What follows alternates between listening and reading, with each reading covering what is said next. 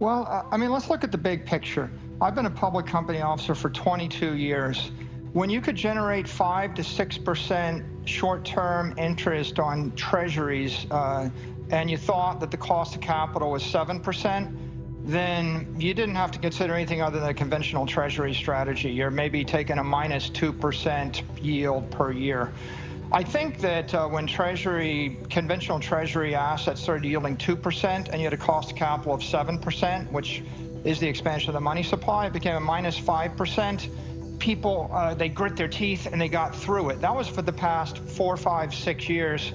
Now in 2020, we've seen the cost of capital explode. It's 25% monetary supply expansion. The treasury strategies are now 0, 1, less than 1%. So you've got a negative real yield, minus 25%. That's the cost of capital. Okay, that's actually turning up the heat that's causing everyone to realize that conventional treasury strategies are broken. Now, what are you going to do? Look at the last 12 months, ROI. Bitcoin is up 461%. S&P is up 25%. If you invested all of your treasury assets in the SPDR, in the S&P index, you kept up with the cost of capital. NASDAQ's up 53%. Big tech, they're monopolies, they're extraordinary, they're staying ahead of the cost of capital.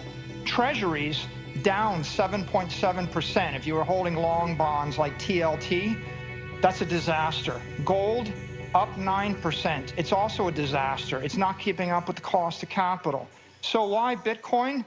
Well, you can't hold conventional treasuries. You're looking at a negative real yield against the cost of capital of 15 to 25% a year, right? I mean, I'm not a consumer. I have to control, I have to manage shareholder value.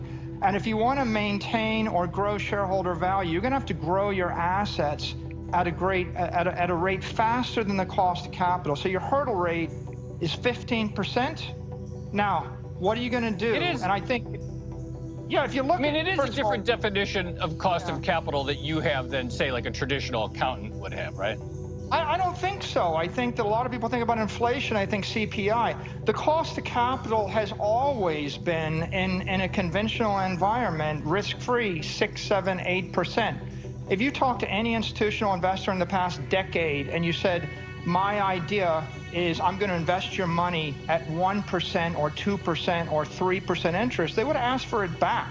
In fact, there's not a single institutional investor that can keep limited partner capital by promising 1 or 2 or 3% returns. So all investors know the cost of capital, it's about 7 or 8. Look, if you look at the compound annual growth rate of the S&P over a decade, it's 11.4% for the past decade. If you look at NASDAQ, it's faster, it's 17%. Big tech is better than the S&P. If you look at the compound annual growth rate of Bitcoin for the decade, it's 198%. The robots are taking over the country. We're automating everything. So for Amazon to succeed, 15,000 retailers are destroyed.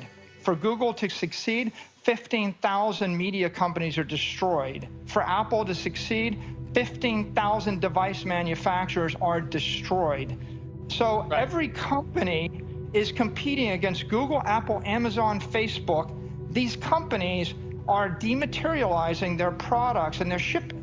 Microsoft can bundle a product, ship it to 80 million companies over the weekend. Now, how are you going to make money if you pretty much give up all your capital and you start working to create a new product to compete against Microsoft, Facebook, Amazon, Apple, or Google when robots are taking over the world? First of all, it's the hardest money on earth. It's an institutional grade safe haven asset. It's gold without all the imperfections of gold on a digital monetary network that moves at the speed of light that you can program to do 1 million transactions a second. So Bitcoin is digital gold on a big tech monetary network. Why would you want it? You would want it for the same reason that you want to run electric power to your city, or you would want to run running water to your building, because civilization is based on clean energy, clean water, clean communications, clean money, right? It is an extraordinarily important thing. Now, with regard to companies, I think the real issue here is if every currency is correlated to the dollar, right? I mean, they're all trading against the dollar. So if the dollar is weakening, every other currency is weakening, and then every stock and bond and commercial piece of real estate that generates fiat or US dollar cash flows or any cash flows in a fiat currency, they're all correlated assets, and they're all correlated ultimately to the dollar. So if we create 15% more dollars every year for the next 10 years, right, then you've got to discount the cash flows of every other instrument by 15% a year. And it doesn't take a rocket scientist to figure out that 80 to 90% of the value in those instruments is going to be collapsing if the dollar collapses. So if you want to preserve shareholder value, you have to buy scarce assets. Bitcoin is the most liquid, scarce, uncorrelated asset that you can buy if you're trying to do this in a treasury. I think conventional treasury strategy is now intellectually and morally bankrupt, and it's a road to serfdom, right? And I think that what you're going to find is increasingly there's haves and have-nots, right? There's the elite that have incredible power, like the Googles and the Amazons and the Apples, and they have more money and more power and more distribution than God. And then you've got conventional businesses that have conventional cash flows, and they're being increasingly marginalized. So to ask those businesses to invest all their capital in a currency which is devaluing at 15% or 20% a year is pretty much committing economic suicide. But the expectation, again, it's the same thing as, why don't those investors give all their capital back to their limited partners and decapitalize under that strategy, again, right? I think it's pretty clear that we have a Main Street versus Wall Street dichotomy here.